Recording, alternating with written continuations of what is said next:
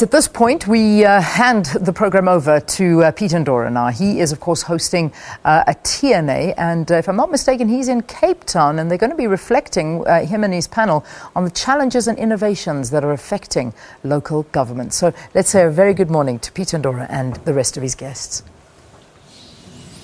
A very good morning to you, Leanne, and good morning to all our viewers across South Africa and indeed across the continent, watching, I believe, in more than 40 countries across Africa on Channel 404 on DSTV. We are in Cape Town in South Africa, and this is the venue for the latest in the series of New Age Business Briefings brought to you by the SABC, and today very kindly sponsored by JIC Mining Services. And in focus today, as you alluded, Leanne, is local government. The South African Local Government Association has been formed for many years now, but they have a new branch within that, which is the SALGA Council of Mayors, and they've been meeting in Cape Town starting yesterday. It was their inaugural gathering, actually.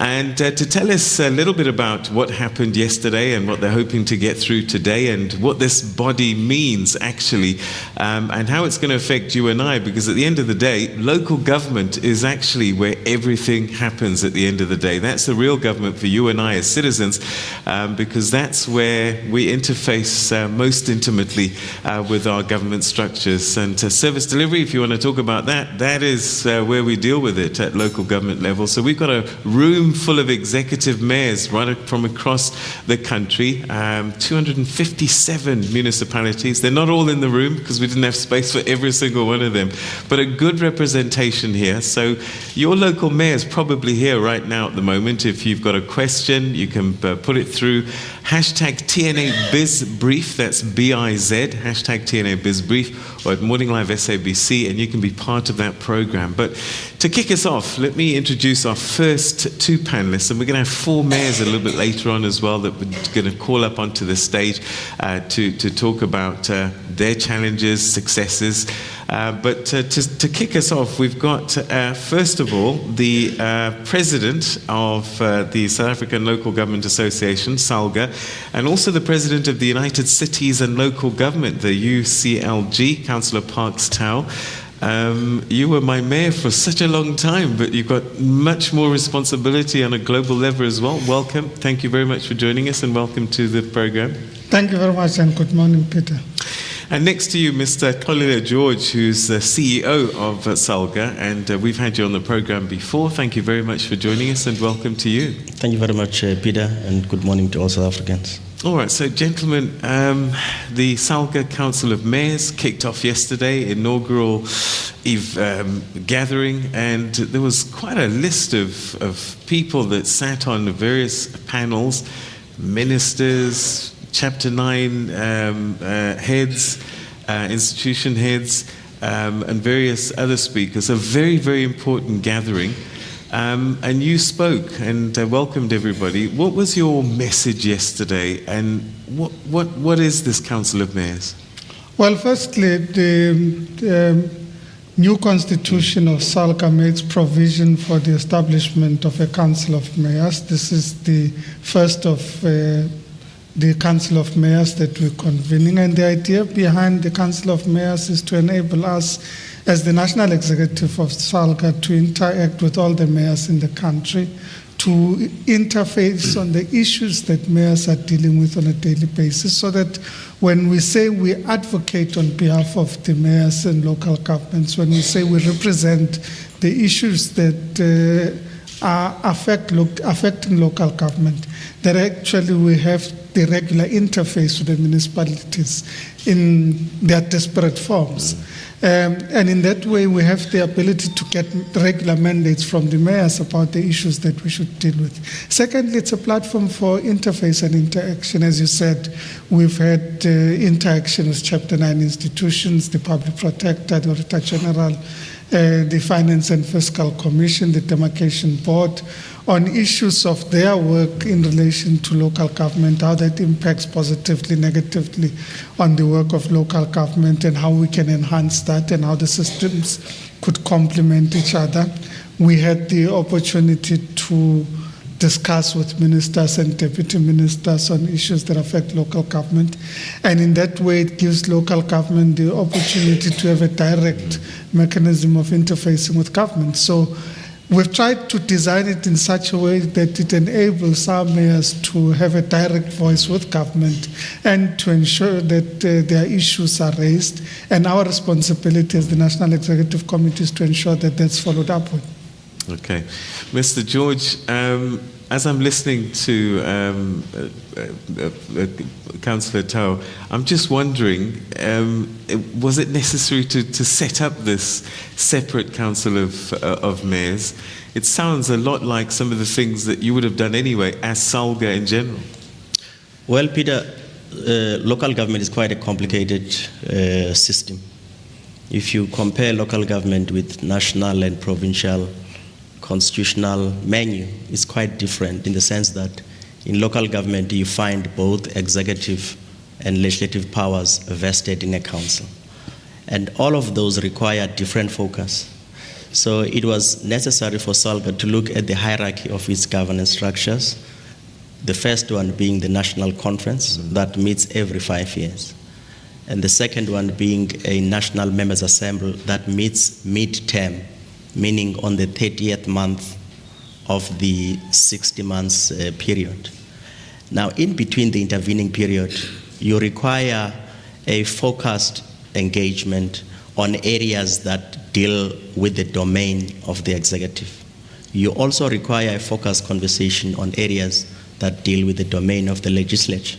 So it became necessary, therefore, that with 257 municipalities, mayors are at the forefront of leading and providing political and strategic leadership at the municipality. The second issue is that they are at the center of inspiring good governance in terms of not only at a council level, but also with communities.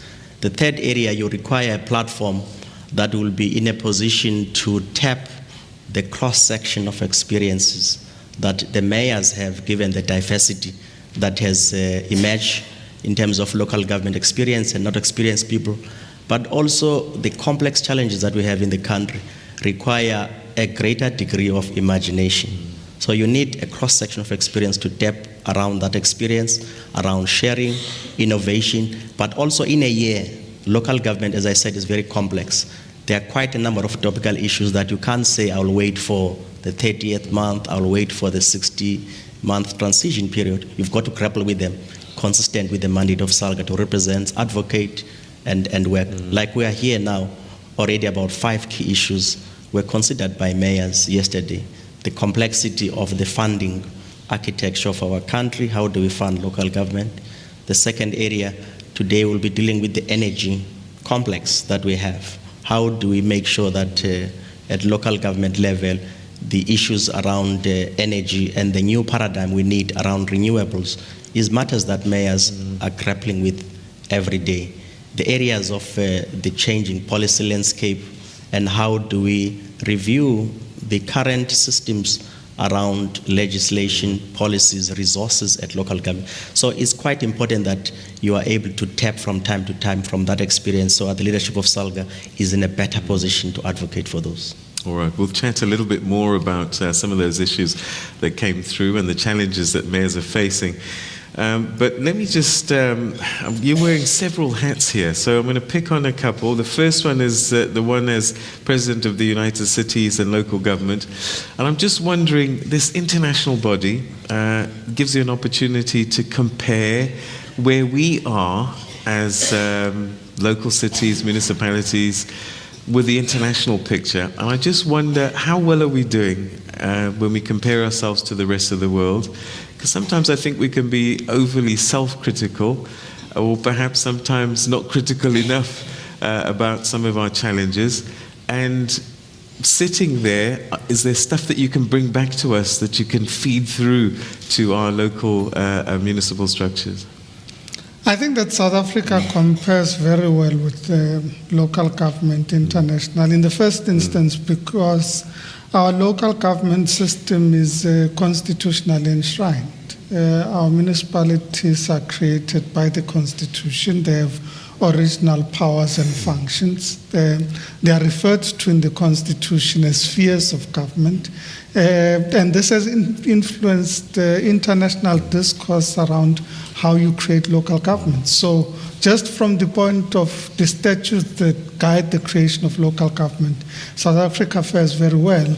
The evolution of our local government system is something that's recognized internationally as good practice, taking into account the relatively short space of time in which we've created relatively stable institutions. And as you say, we sometimes get self-critical, necessarily so. I think any nation should be self-critical for it to advance.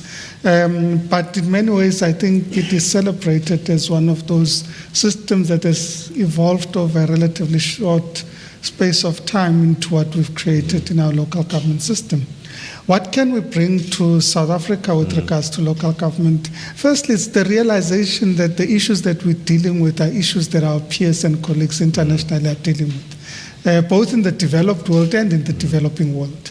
And that we have a collective responsibility to reconstitute the way in which local government works in South Africa, in Africa, and globally.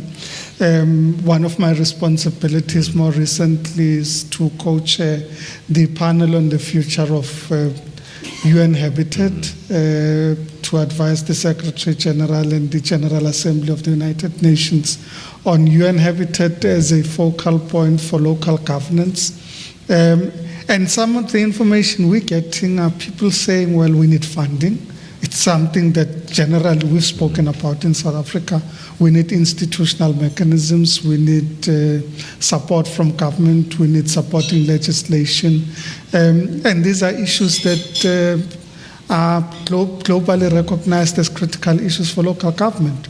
What is emerging, though, is that local government is being seen as the pivot around which we can create a better world, because in reality it is in the management of your territories that you're able to talk about development, whether you're talking about water, sanitation, electricity, or the resilience agenda. Is it climate change or disaster risk reduction? The challenges that our colleagues in the Western Cape have been facing when we arrived here, the city of Cape Town, and many of our colleagues in the Western Cape were grappling with the realities of climate change, a drought over a long period of time, and a sudden storm that impacted on people. We've had problems in the Eden District and have fires that have been raging in the Eden District. And how do you create municipalities that are ready to deal with these realities? Is our infrastructure ready? Do you have the resilient systems to be able to deal with this? And I think that whilst there's a general acknowledgement that there's an evolution of the local government system, there's now a recognition that in fact local government is at the center of the activity, and it is the local government that has to respond. There's a common saying that when you have, like the fire in the Eden District, the role of the minister is usually to come in a helicopter, come and see as to what happened, and then go away. The role of the mayor is to be there every day, to ensure that you are able to deal with the reality of the fire until it's over, and the consequences of that fire. So you don't have the privilege of flying in and out of the problem. You live with the problem on a daily basis. So you need to build the resilience of your institution to be able to deal with these issues on a daily basis. Okay, we'll continue to explore the various hats that you have, but also the one that you have here locally as president of SALGA. And then just after the break, I'm going to be talking to Mr. George to ask him a little bit about the journey. You'll remember in August last year, we had local government elections, and some would say that the landscape changed dramatically in some areas. And what has that meant? What does it mean to have new borders as well, and also new councillors and mayors? And have they been prepared, and how they're doing 11 months in? All of that coming up after this. Stay with us.